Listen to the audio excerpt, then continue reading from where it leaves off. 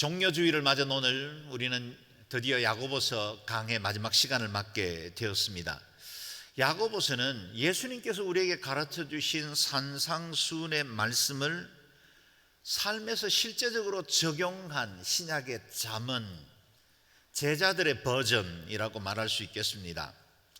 우리가 가진 믿음은 반드시 행함으로 증거되어야 합니다. 내가 알고 믿고 있는 사실들은 언제나 우리의 삶 속에서 증거로 열매되어야 한다는 것입니다. 그 때문에 야고보서 전체 108절 중에 54절, 절반에 해당되는 내용들이 명령형으로 이루어져 있습니다. 야고보서는 성경적 윤리의 실천을 강조하기 때문에 묵상하고 말씀을 듣는 우리에게도 적지 않는 부담이었던 것이 사실입니다.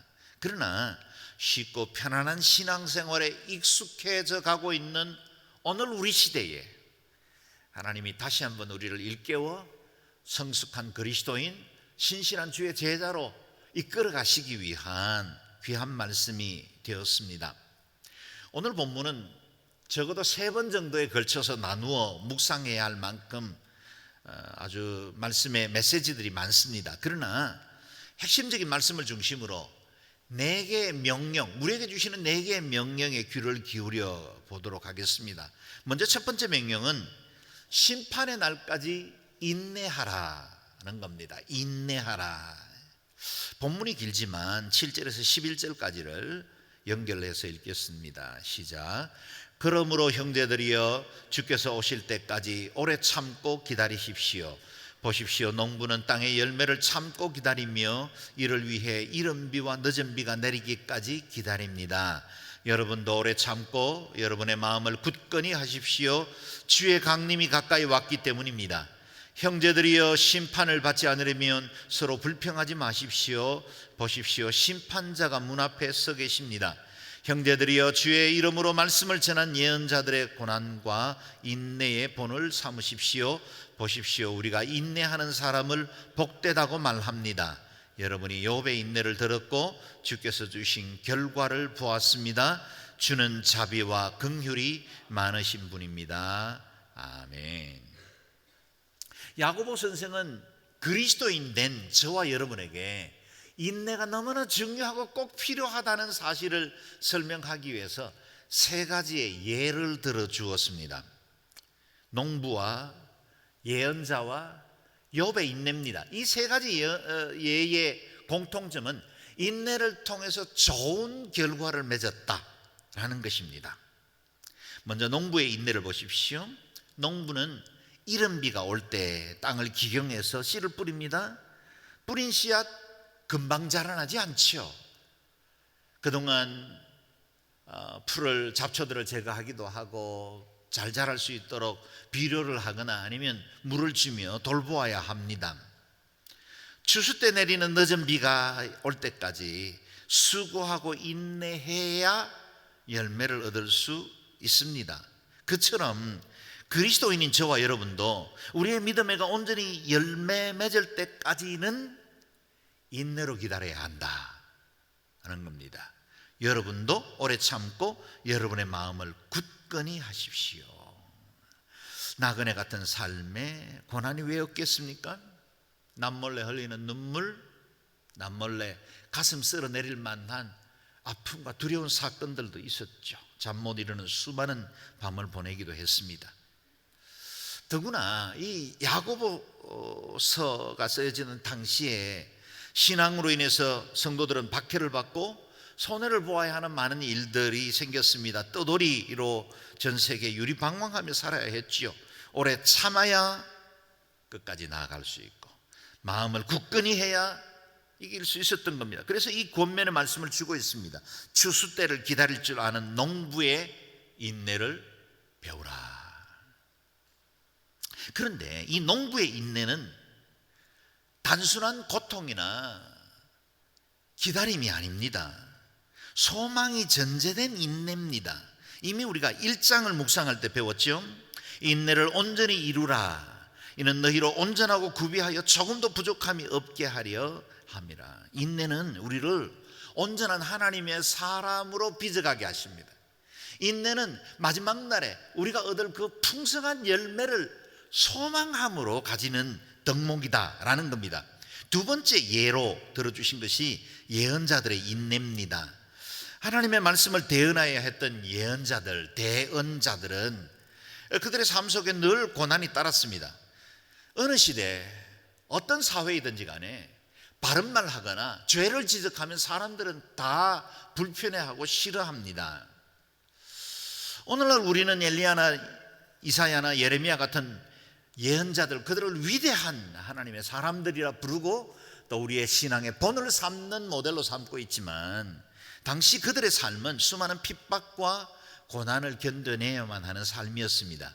예언자 이사야는 장차 임할 하나님의 심판을 행위 예언으로 보여주기 위해서 3년 동안 벌거벗은 몸과 벌거벗은 발로 예루살렘 성내를 돌아다니면서 하나님의 말씀을 선포해야 했습니다.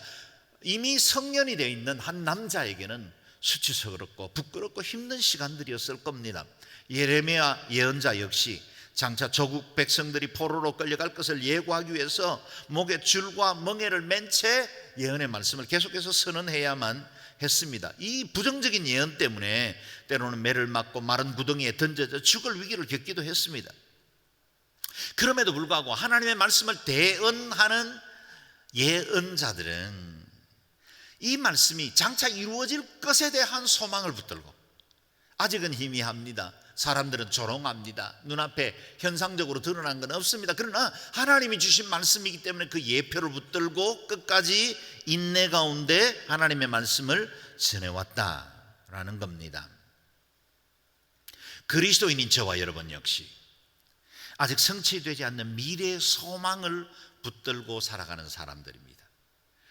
우리가 살아가는 이 세상에 그것이 그리스도인이건 아니면 자연인이건 모든 사람들에게 주어진 환경은 비슷합니다. 팬데믹을 겪을 때 우리도 함께 고통을 겪습니다. 오미크론이 확산되면 우리도 질병에 듭니다. 비슷한 상황 가운데 있지만 우리는 다른 소망을 붙들고 살아가는 사람들입니다. 아직은 성취되지 않았고 모든 것들이 완전히 열매 맺지 않았지만 우리에게는 예수 그리스도께서 장차 우리에게 주실 그 영광의 날, 그것을 소망하며 기다릴 수 있게 되었다는 겁니다. 그래서 말씀하십니다. 형제들이여, 심판을 받지 않으려면 서로 불평하지 마십시오. 때로는 이해되지 않고 힘겨운 일들을 만날지라도 불평하거나 원망하지 않아야 합니다. 왜냐하면 마지막 날이 있기 때문입니다. 마지막이 우리를 기다리고 있기 때문이다 라는 겁니다. 소망 없으면 불평하게 됩니다. 그 마지막 날 제대로 알지 못하면 원망합니다. 실망하고 낙심할 수밖에 없습니다. 그래서 형제들이여, 주의 이름으로 말씀을 전한 예언자들을 고난과 인내의 본으로 삼으십시오. 고난도 받았습니다. 우리도 고난 받을 겁니다. 이 땅에 살아가는 그리스도의 제자로 살아가는 삶 자체가 좁은 문 좁은 길이기 때문에 쉽지는 않습니다. 그래서 그 인내를 본받으라는 겁니다. 그리스도인은 누구입니까? 어떤 상황, 어떤 환경을 만나든지 소망 중에 인내하며 사는 사람들입니다. 우리의 믿음의 선배들도 수많은 고통, 지난 2000년 동안 많은 박해 중에도 예수 그리스도의 그 복음을 붙들고 믿음을 지켜 인내 가운데 승리해온 하나님의 사람들입니다. 그 흔적과 그 자취들이 남아 오늘날의 교회를 이루었고, 저와 여러분들이 이렇게 편안하게 예배할 수 있는 그 모든 은혜는 이와 같은 희생과 그 수고, 섬김을 통해서 우리에게 전달되어 왔다는 겁니다. 세 번째 예는 욥의 인내라 그랬습니다. 욥이 당한 재난과 고통 우리가 너무나 잘 알고 있죠. 욥은 사랑하는 자녀들을 잃었고 자신이 자랑하던 그 수많은 재산들 하루아침에 사라져버렸습니다. 몸은 병들었고 게다가 견디기 힘든 재앙을 당했습니다. 사랑하는 아내도 떠났고 친구들조차 자신을 이해하지 못한 채로 자신이 가지고 있는 신학적 관점을 가지고 욥을 정죄했습니다. 이 극심한 고통 가운데도 욥은 끝까지 하나님의 신실하심을 붙들었습니다. 인내였죠. 주신 이도 여호와시요 거두신 이도 여호와시오니 여호와의 이름이 찬송을 받으실지니이다. 욥은 하나님을 원망하지 않았고 믿음으로 승리했으며 결국 우리가 알고 있는 대로 갑절의 축복을 받는 결과를 맞게 되었습니다. 이 세 가지 예를 통해 우리는 믿음의 인내를 배웁니다. 그러나 여러분, 여기서 결코 잊지 말아야 할 것은 그 인내의 끝에 일어나는 일입니다. 참고 고통스럽고 힘들게 보냈는데 그 끝이 아무것도 일어나지 않은 채로 허무하게 끝나버린다면 하나님의 그 영원한 말씀은 우리에게 인내를 요구하지 않는다는 사실입니다. 인내를 요구할 때는 이유가 있습니다. 하나님의 자신감입니다. 하나님은 무작정 견디고 끝까지 버티라고 말씀하지 않으십니다. 그 인내는 한 날, 곧 심판의 날을 향하고 있습니다. 여러분, 우리 그리스도인들에게 오래 참고 기다리라, 인내하라라고 말씀하실 때는 한 날 그 정점을 향해 예비된 그 소망을 가지고 기다리라 하는 것입니다. 7절에 보면 주께서 오실 때까지 오래 참고 기다리십시오. 8절에 보면 주의 강림이 가까이 왔기 때문입니다. 9절 보십시오, 심판자가 문 앞에 서 계십니다. 우리 모든 사람들의 마지막은 죽음이 아닙니다. 하나님의 심판대 앞에 서게 되고 이후에 영원한 세계가 시작되고 영원한 기업이 우리에게 보상으로 주어지게 될 것입니다. 그래서 이 땅에서 우리가 견딜 수 있는 그 모든 인내는 하나도 헛되지 않습니다. 하나도 헛되지 않습니다.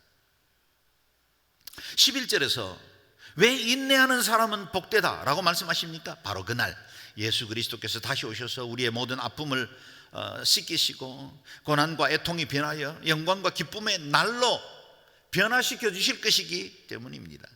거기로부터 살아있는 자와 죽은 자를 심판하러 오실 그 주님의 강림이 있기 때문에 이 땅에 살아가는 날들이 어떤 고통과 어려움이 있다 할지라도 우리는 소망 중에 기꺼이 인내할 수 있는 것입니다. 믿지 않는 사람들에게는 아직 성취되지 않는 미래로 인해서 믿는 우리들을 핍박하고 조롱할 수 있겠지만 우리는 이 날을 소망하며 살아갑니다. 우리의 인내가 결코 헛되지 않을 것이기 때문입니다. 할렐루야.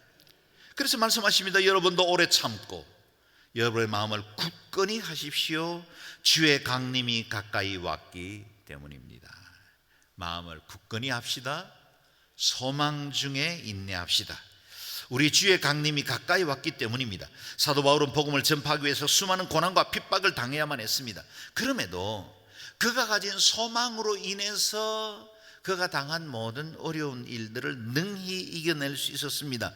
그의 고백의 한 소절이죠. 읽어볼까요? 시작. 우리가 잠시 당하는 가벼운 고난은 그것 모두를 능가하고도 남을 영원한 영광을 우리에게 이루어줄 것입니다. 아멘. 바울이 당한 고난이 결코 적지 않습니다. 고린도 후서에 보면 그의 당한 고난은 오늘 우리에게는 정말 감당하기 힘들 만한 끔찍한 고통들이 계속해서 주어졌습니다. 그렇지만 그가 장차 받을 영원한 영광에 비교하니 땅의 고난이 잠시, 그리고요 가벼운, 잠시 당하는 고난, 가벼운 고난이었다라고 고백할 수 있게 된 것입니다. 그래서 장차 심판날에 임할 그 하나님의 영광을 바라보면 땅에 있는 일들 이겨낼 수 있습니다. 이 또한 지나가리라. 이 또한 이겨낼 수 있습니다. 이 또한 장차에 나타날 영광에 비하면 좋게 비교할 수도 없는 것이 됩니다. 이 땅에 당하는 잠깐에 있는 고난 때문에 영원한 영광을 잃어버리는 일이 없기를 바랍니다. 이제 두 번째 명령에 귀를 기울여 봅니다. 헛된 맹세를 하지 말라 하십니다. 헛된 맹세하지 말라 하십니다. 12절 말씀 같이 읽어볼까요? 시작. 내 형제들이여 무엇보다도 맹세하지 마십시오. 하늘이나 땅이나 다른 어느 것을 두고도 맹세하지 마십시오. 여러분이 그렇다 할 것은 그렇다 하고 아니다 할 것은 아니라 해서 심판을 받지 않도록 하십시오. 아멘. 여기도 마지막이 전제되어 있지요. 심판받지 않도록 하십시오. 이 말씀은 예수님께서 산상수훈에서 가르쳐 주신 내용과 일치합니다. 우리 주님은 맹세나 서약 자체를 금한 것이 아니라 맹세의 오용을 금지하십니다. 무분별한 맹세의 남발로 거룩하신 하나님의 이름을 욕되게 하지 말라 하십니다. 성경에는 아브라함이 그종 엘리에셀에게 맹세를 받는 장면이 나오죠. 야곱도 요셉에게, 요셉도 그 형제들에게 맹세를 받고 다윗도 요나단에게 맹세하는 기록이 나옵니다. 사도 바울도 로마서 9장에 보면 마치 맹세의 형식을 띤 고백을 하고 있지요. 맹세 자체가 금지된 것은 아닙니다. 거짓 맹세와 지키지 못할 서원, 여호와의 이름을 망령되이 일컫는 것으로 인해서 우리가 말의 진실성을 잃어버리고 이를 통해서 하나님의 이름을 욕되게 하는 것을 금한 것입니다. 사람들은 자신의 말의 정당성을 강조하려고 하나님의 이름조차 들먹거리며 맹세를 하려고 합니다. 그 때문에 예수님은 이와 같은 그릇된 맹세의 습관을 강하게 비판하셨죠. 원래 맹세는 진실을 보호하기 위한 것입니다. 진리를 지키기 위해서 보호하는 장치가 맹세였는데 타락한 인간들이 자신의 심성으로 자기 거짓을 합리하게 시키기 위해서 맹세를 변질시킨 것입니다. 그러므로 그리스도인들은 어떻게 말해야 할까요? 그렇다 할 것은 그렇다 하고 아니다 할 것은 아니다 라고 말해야 한다는 겁니다. 그리스도인은 진실을 말하되 심플하게 말해야 합니다. 수식어가 많으면 의심이 가게 됩니다. 사실 진실이 통하면 제대로 역할을 하면 맹세가 필요하지 않죠. 우리말이 다른 형용사의 수식을 자꾸 더해가는 이유는 진실이 빛을 잃어버리고 있기 때문입니다. 100% 진짜 순 참기름. 만약에 가짜 기름이면 3대가 빌어먹고 살겠습니다. 이렇게 현수막을 붙여야 믿어지는 사회는 건강한 사회가 아니죠. 할 수만 있다면 그리스도인들은 하얀 거짓말도 하지 않는 것이 좋습니다. 임기응변의 변명, 순간을 모면하기 위해서 둘러대는 것 다 진실의 빛을 바라게 만드는 그런 역할을 합니다. 아빠 없다고 그래라, 저기 호랑이 온다, 경찰 아저씨 온다, 뚝 꺼쳐, 뭐 이런 말들 있죠. 위협적 거짓말이죠. 빨리 준비 안 하면 엄마 혼자 먼저 간다, 너 다시는 데리고 나가나 봐라. 여러분, 이런 말들이 우리의 진실을 해치는 것인지도 모르고 우리가 우리 생활 중에 쉽게 말할 때가 많죠. 급한 대로 약속을 남발하고 지키지 않으면 맹세의 농도가 옅어집니다. 그래서 맹세나 서약이 필요하지 않으려면 진실한 언어로 삶의 열매를 맺어야 한다. 진실한 언어로 삶의 열매를 맺으면 맹세가 필요하지 않죠. 크레딧 사회입니다. 셋째 명령입니다. 믿음으로 기도하라 말씀하십니다. 13절에서 18절 긴 말씀인데 역시 한 목소리로 같이 읽겠습니다. 시작. 여러분 가운데 고난당하는 사람이 있으면 기도하십시오. 즐거운 사람이 있으면 찬송하십시오. 여러분 가운데 병든 사람이 있으면 교회 장로들을 초청해 주의 이름으로 기름을 붓고 그를 위해 기도하게 하십시오. 믿음의 기도는 병든 사람을 낫게 할 것이며 주께서 그를 일으키실 것입니다. 비록 그가 죄를 지었을지라도 용서받을 것입니다. 그러므로 서로 죄를 고백하고 병 낫기를 위해 서로 기도하십시오. 의인의 기도는 역사하는 힘이 큽니다. 엘리야는 우리와 본성이 똑같은 사람이었습니다. 그러나 그가 비가 오지 않기를 간절히 기도했더니 3년 반 동안에 땅에 비가 내리지 않았습니다. 그리고 다시 기도했더니 하늘에서 비가 내리고 땅이 열매를 냈습니다. 아멘. 야고보 선생은 묻습니다. 여러분 중에 고난당하는 사람이 있습니까? 오늘 우리에게 묻는다면 어떻게 대답할까요? 당연히 있죠. 우리 중에는 크고 작은 고난 가운데 지금도 우리의 기도 제목 가운데 올려있는 많은 아픈 이야기들이 있습니다. 어느 시대에 어떤 형태든지 주변에는 늘 고난당하는 사람들이 있었죠. 고난당하는 사람들에 대한 처방 심플합니다. 기도하십시오. 또 묻습니다. 여러분 중에 즐거운 사람이 있습니까? 당연하죠. 우리 주변에도 여러 가지 기쁨과 행복을 누릴 만한 여러 가지 일들을 경험하는 사람들이 많이 있습니다. 여러 가지 일로 즐겁고 기쁜 일이 있을 때 역시 그에 대한 행동 처방도 간단합니다. 찬송하십시오. 우리가 너무나 잘 알고 있는 답들이죠. 그런데 그것이 말처럼 그리 쉽지는 않습니다. 고난당할 때 우리는 기도하기보다는 불평하거나 원망하고 신세한탄하기가 쉽습니다. 또 우리 모든 일들이 잘 되고 좋은 일이 있을 때 찬송하기보다는 자기 기분에 도취되어서 마치 내 능력으로 내가 무언가를 이룬 것처럼 난리법석을 떨고 교만 떨 때가 많이 있죠. 기도하라, 찬송하라, 이 두 명령은 나그네처럼 이 세상을 살아가는 우리의 삶을 건강하게 만들어주는 양약이 됩니다. 중요한 두 처방전이죠. 짧은 명령이지만 삶으로 실행하기는 쉽지 않은 명령이기도 합니다. 그래서 야고보 선생은 좀 더 많은 부분을 할애해서 다시 기도에 관해서 말씀하십니다. 특히 질병의 치유에 관해서 말씀 주십니다. 만약 여러분 가운데 병든 사람이 있으면 교회 장로들을 초청해 주의 이름으로 기름을 붓고 그를 위해 기도를 받으라 하십니다. 여기서 장로는 오늘날 교회의 직제 중에 하나인 장로님들을 포함해서 목회자나 순장이나 일대일이나 양육자, 이와 같은 공동체의 영적 지도자를 의미합니다. 그것이 육체의 질병이건 아니면 마음에 일어난 아픔이나 그것이 상한 마음으로 만들어진 질병이건 이 모든 것들을 영적 지도자들에게 기도를 요청하라는 겁니다. 여러분, 기도 부탁하는 것을 꺼리지 마십시오.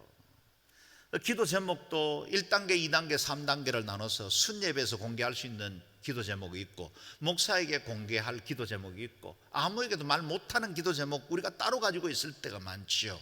그러나 그것이 어떤 것이든지 간에 우리 안에 있는 아픔이나 고통들, 고난을 만났을 때 기도하는 것을 꺼리지 마십시오. 신방 요청하십시오. 전화나 문자로 단톡방에 자신의 아픔을 나누십시오. 치유를 위해 기도할 때 오늘 본문에 보면 기름을 부으라 그렇게 하십니다. 당시에는 약품이 다양하지 않은 때였기 때문에 환부에 기름을 붓는 것은 치료를 위한 방편 중에 하나였습니다.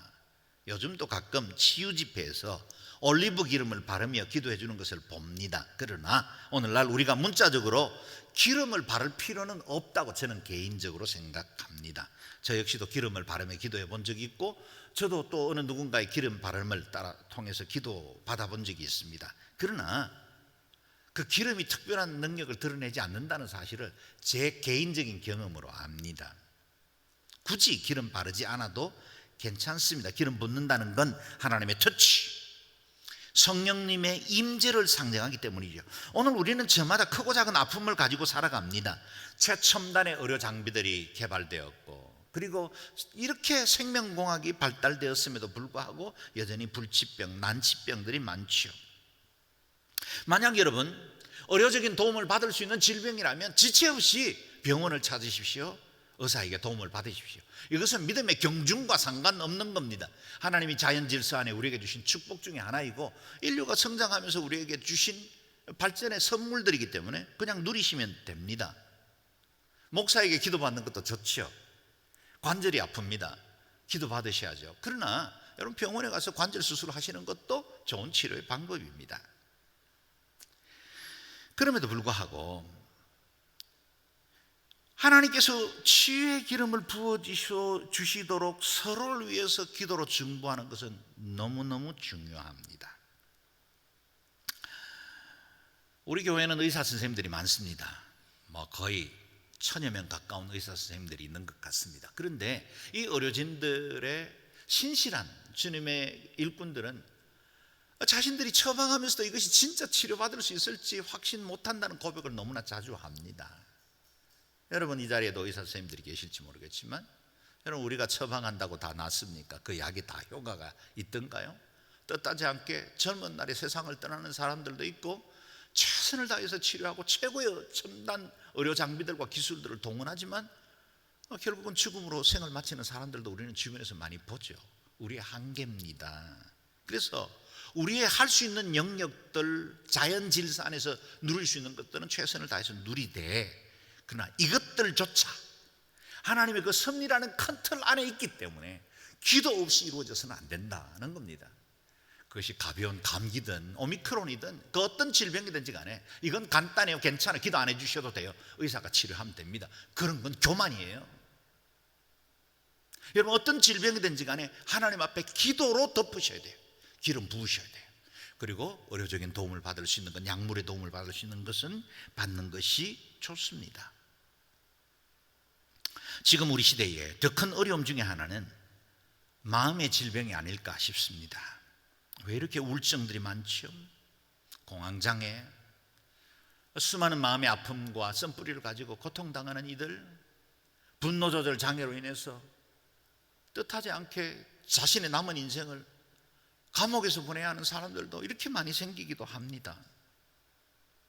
마음에 대한 이해도 깊어졌고 심리학, 정신과 발전 많이 되었는데 상담실은 이렇게도 차고 넘치는데 사람들은 이전보다 더 불행하다고 느끼고 있고 불안과 두려움으로 삶을 포기하고 고립되어 가고 있습니다.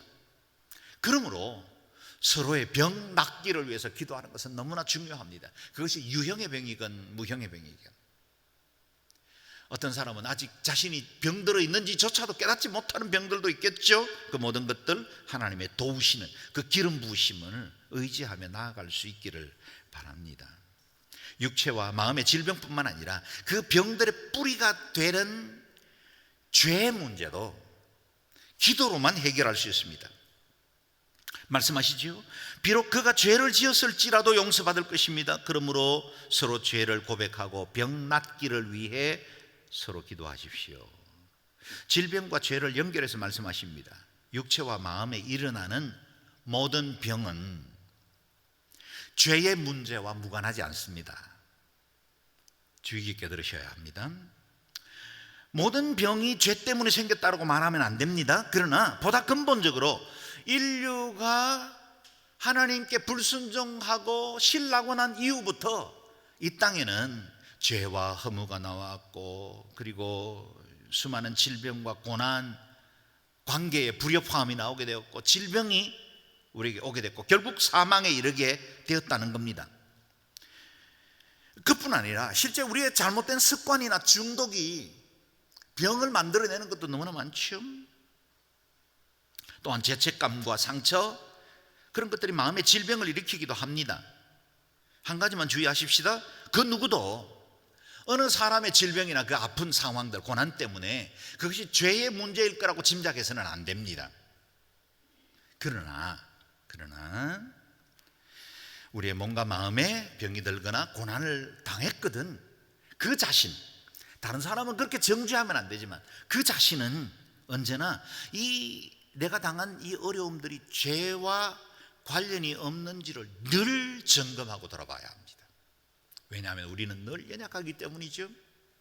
자주 부지불식간에도 우리는 죄에 빠지기도 하고 내 삶의 습관이나 문화, 도덕적인 기준이 죄를 죄로 여기지 않는 세상에서 살기 때문에 우리가 놓치고 있는 것들이 너무 많다는 거예요. 그래서 우리의 어려운 환경들을 통해서 깨우치시기를 원하시는 하나님의 메시지에 귀를 기울여야 한다는 겁니다. 질병이나 고난은 죄의 토양에서 잘 자랍니다. 그래서 서로 죄를 고백하고 용서하는 것, 서로 죄를 용서하는 것, 이건 강력한 치유의 능력이 됩니다. 예수원에 갔을 때 며칠 동안 제가 묵상하면서 그곳에서 머물 때 예수원 형제들이 저녁 시간 일주일에 한 번씩은 죄 고백의 시간을 가졌어요. 방문자들도 역시 그 자리에서 죄를 고백하는 시간을 갖습니다. 그냥 하나님 보이지 않는 그 하나님 앞에 은밀하게 고백하는 죄가 아니라 공동체 안에서 서로가 서로의 죄를 고백하는 거예요. 쉽진 않아요. 그리고 아마 저도 그 자리에 있었지만 저의 은밀한 죄까지 다 나누지는 않았어요. 그런데 그 죄의 고백을 나누는 순간 성령님이 그 공간 안에 운행한다는 사실을 느낄 수 있었어요. 여러분, 우리가 죄 고백하기를 서로 나누면 그것이 캐톨릭에서는 사제에게 나누는 고해성사가 되어 있지만, 그러나 여러분, 우리가 그리스도인 공동체 안에서 순모임에서 1:1 양육에서 서로의 연약함과 허물들을 고백하고 서로의 기도를 서로 요청하고 이런 과정 가운데서 우리는 영적인 성장을 이룰 수 있습니다. 그리고 하나님 앞에서 내가 더 거룩하고 온전한 자로 성장할 수 있다는 것입니다. 아십니까? 우리에게 기도하라 말씀하시는 그 하나님은 치유도 동시에 준비하고 계신다는 사실입니다. 믿음의 기도는 병든 사람을 낫게 할 것이며 주께서 그를 일으키실 것입니다. 할렐루야. 믿음의 기도는 병을 치유하고 죄책감으로부터 자유케 하십니다. 우리의 치유자 되시는 예수 그리스도, 그분 앞에 나아갈 때 우리의 모든 연약함과 허물이 용서함을 받고 그 죄가 덮어지고 치유하고 깨끗함을 얻어서 우리의 육체도 정결함을 얻습니다. 우리의 육체 때문에, 이 연약한 육체 때문에 주님께서 채찍에 맞으심으로 우리에게 나음을 허락하여 주셨습니다. 이것은 약속되었고 이것은 저와 여러분이 주장할 수 있는 말씀입니다. 마치 제가 제 여러 가지 질병들을 기도할 때 이미 2000년 전 예수 그리스도 그 갈보리산 오르시기 전에 주님께서 채찍에 맞을 때 그 채찍에 맞으심으로 인해서 내가 나음을 입은 것처럼, 사랑하는 여러분, 그리스도께서 그냥 우리의 영적인 문제만 담당하신 게 아닙니다. 우리의 전인적인 문제들을 해결하신 분이십니다. 그것이 육체적인 죄이건 또 우리의 마음의 아픔이건 질병이건 여러분 주저하지 마시고 예수 그리스도께로 나아갈 수 있기를 바랍니다. 부활하신 주님께서 제자들에게 약속해 주신 말씀이죠. 같이 읽어봅니다. 시작. 믿는 사람들에게는 이런 표적이 따를 것이다. 그들은 내 이름으로 귀신을 내쫓고 새 방언으로 말하며 손으로 뱀을 집어들고 독을 마셔도 아무런 해를 받지 않으며 아픈 사람에게 손을 얹으면 병이 나을 것이다. 아멘. 여러분, 이 예언의 말씀이 제자들에게 주신 말씀입니까? 목사나 장로님들에게만 주신 말씀입니까? 아니요, 믿는 자들에게는 이런 표적이 따른다 그랬습니다. 예수 그리스도를 나의 구주로 믿으십니까? 그분이 여러분의 삶의 주인이십니까? 그렇다면 여러분의 기도와 여러분의 선언을 통해서 하나님이 역사를 일으키실 줄로 믿습니다. 믿음의 기도로 드러나는 기적이죠. 누가 말씀하신 것입니까? 하늘과 땅의 모든 권세를 가지시고 우리의 생사복을 주관하시는 하나님의 아들 예수 그리스도께서 주신 약속입니다. 시편 기자가 고백하죠. 고통받을 때 나를 불러라. 내가 너를 건지겠고 내가 나를 영화롭게 할 것이다. 여러분, 고통과 아픔이 하나님을 영화롭게 하는 찬송의 제목으로 변화되기를 바랍니다. 지금은 아픔이에요. 지금은 미래가 보이지 않아요. 지금은 고통이에요. 그러나 그것이 하나님의 손에 올려드려질 때, 믿음의 기도로 하나님께 올려드려질 때 그것이 여러분에게 능력이 되기를 바라고 치유의 권세가 되기를 바랍니다. 여러분, 이 시간 이 예배 자리를 떠나기 전에, 저 뒷문을 열고 나가기 전에 예수 그리스도 이름으로 여러분의 병들이 치유받기를 바랍니다. 회복되기를 바랍니다. 믿음의 능력을 소유할 수 있기를 바랍니다. 그 예 중에 한 사람으로 선지자 엘리야를 들고 있습니다. 엘리야는 기도로 3년 6개월 비의 유무를 결정했고 갈멜산 제단에 불을 내리게 하는 능력의 사람이었지만 그도 우리와 본성이 똑같은 사람이었다고 야고보 선생은 말합니다. 특별한 사람에게만 임하는 능력이 아니었습니다. 믿음의 기도는 기적을 일으킵니다. 저와 여러분도 엘리야도 똑같은 본성을 가졌습니다. 다 연약합니다. 허물이 있습니다. 차이가 있다면요, 그들에게는 하나님의 능력과 임재가 있었습니다. 무엇으로요? 믿음의 기도를 통해서. 저와 여러분 안에 믿음의 기도가 있기를 바랍니다. 엘리야가 위대한 것이 아니라 엘리야와 함께 하신 하나님이 위대하신 것입니다. 여러분, 우리가 위대할 수 없습니다. 하나님의 능력, 우리와 함께 하시는 그 하나님의 이름의 고귀함이 우리에게 능력이 될 줄로 믿습니다. 마지막 네 번째 명령이지요. 잃어버린 영혼을 구하라 하십니다. 19절 20절 말씀 읽겠습니다. 시작.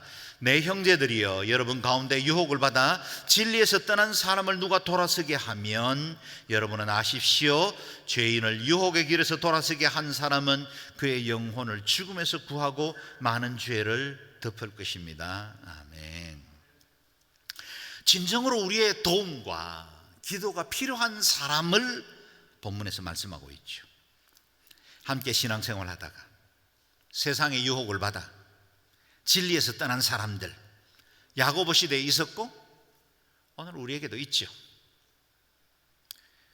육체적인 질병으로 고통을 받는 사람들 긍휼히 여기고 돕는 것도 중요하지만 그 무엇보다 영적으로 하나님으로부터 멀어져 있고 세상의 유혹 가운데 빠져서 자기 욕심에 끌려든 자들, 내일 일을 알지 못하고 세상의 이익을 구하여 1년간 이 도시 저 도시로 다니면서 장사하자고 확신하고 있는 사람들, 그래서 내가 뭔가를 하면 잘 될 것이로 착각하고 믿음의 자리를 떠나버린 사람들, 그들을 위해서 기도하고 그들을 주님께로 돌이키라 하십니다. 이제 곧 엔데믹으로 전환될 것이라는 전망이 많습니다. 그동안 우리가 예배로 모이는 것이 힘들었고 또 크고 작은 우리 안에 있는 기저질환들로 인해서 성도들이 모인 공동체에 나오기 어려웠던 것들도 사실입니다. 주의했어야 했죠. 당연히 그래야 했습니다. 특히 성도들 안에 믿음의 교제들이 많이 사라졌습니다. 예배가 마치고 나서 썰렁하게 썰물 빠지듯이 성도들이 다 떠나면 1층 로비를 제가 배회하면서 마음이 좀 쓸쓸해집니다. 이전에 수많은 성도들이 1, 2부 예배 사이에 커피와 다과를 나누면서 여기저기서 교제하고 2층 구석구석에서 1:1 양육을 하던 그 아름다운 모습들이 늘 그립습니다. 그런데 여러분, 회복의 시간이 가까워오고 있습니다. 저는 엔데믹이 선언되기 전에 우리 성도들의 믿음이 먼저 회복되기를 바랍니다. 예배를 사랑하는 마음, 성도들 안에 모이기를 힘쓰는 우리의 그 열정들이 다시 회복되기를 원하고, 특별히 이 기간 동안에 많은 젊은이들이 단순히 예배 드릴 수 있다는 이유 때문에 영상으로만 신앙생활하는 가난한 성도들로 되어가는 숫자들이 많을 거라는 전망을 합니다. 20%, 30% 얼마일지는 모릅니다. 아직 뚜껑을 열어보지 못했습니다. 우리 성도들이 이곳에서 가득하게 모여서 함께 예배하던 그날이 다시 회복되기를 바랍니다. 혹 주변에 이번 팬데믹으로 인해서 마음이 멀어져 있고 예배하는 일 그 열심에서 식어가는 사람들이 있다면 오늘 마지막 명령이 그것입니다. 잃어버린 영혼들을 구원하라. 여러분, 전화해 주십시오. 찾아가 주십시오. 그들이 그리스도께로 다시 돌아오고 예배 공동체 안에서, 교제 공동체 안에서 누리던 그 축복 다시 누릴 수 있도록 그들을 회복시켜 주실 수 있기를 바랍니다. 뿐만 아니라 지난 2년간 우리는 선교 현장에 아우리치를 할 수가 없었습니다. 선교사님들 그 현장들도 다 의료 상황이 열악하고 더 우리보다 어려운 환경이었기 때문에 위축돼서 제가 알기로는 거의 선교가 이루어지지 못했어요. 거의. 물론 음식들 나눠주고 또 의료약품들 나눠주고 마스크 나눠주면서 복음의 접촉점들을 만들 수 있는 기회가 있었어요. 그러나 사람들 만나는 것 자체가 위축된 사회였기 때문에 지난 2년 4개월 동안 선교가 죽었다니까요. 우리 선교사님들도 그 생활에 익숙해지고 있는 것 아닌가 안타까운 마음을 갖습니다. 그래서 이번 여름에 어렵지만 해외 아우리치를 다시 재개합니다. 여러분, 현장을 찾아가 주세요. 우리 선교사님들 격려해 주세요. 그리고 우리 선교사님들이 다시 용기를 얻고 이 땅 구석구석에 잃어버린 영혼들을 다시 주께로 돌이키는 일에 헌신할 수 있도록 여러분이 도전이 되어 주십시오. 여러분의 방문을 통해서 아직 다 안전하진 않지만, 아직 여행에 여러 가지 제한들도 없진 않지만, 그러나 우리가 함께 갑시다. 그래서 열방을 치유하고 회복하는 일에 쓰임받게 될 수 있기를 바랍니다. 야고보서 강해를 마치면서 4개의 우리의 명령들 통해서 다시 믿음의 삶을 점검합니다. 주님 다시 오시는 그날까지 인내합시다. 헛된 맹세 하지 맙시다. 믿음으로 기도합시다. 잃어버린 영혼 구원합시다. 오늘부터 고난주간이 시작되었습니다. 그리스도의 십자가를 깊이 묵상하고 우리도 주어진 십자가 굳게 붙들고 주님 따르는 신실한 주의 제자들로 세워지기를 주의 이름으로 축원합니다. 아멘. 기도하겠습니다. 이 시간에 우리 자신을 위해서 기도하되 또 동시에 혹 인내가 필요한 성도들 없습니까? 고난 중에 있는 이들, 여러 가지 질병과 어려움으로 인해서 마음이 위축되어 있고 그리스도로부터 점점 멀어져 가고 있는 사람들 없습니까? 그들을 위해서 기도하고 그들이 예수 그리스도의 사랑으로 회복될 수 있도록 주님의 은혜가 저들을 붙잡아 주시도록, 주여 내 안에 있는 영적 부흥도 다시 일어날 수 있도록 하나님의 사랑으로 견고 있어서 믿음의 기도가 회복될 수 있도록, 형식적으로 알고 믿는 믿음이 아니라 능력이 드러나고 우리의 삶 속에 하나님의 기적이 나타나는 믿음이 될 수 있도록 주여 우리에게 부흥을 허락하시고 우리에게 성령의 능력으로 충만케 하여 주옵소서. 함께 합심으로 기도합니다.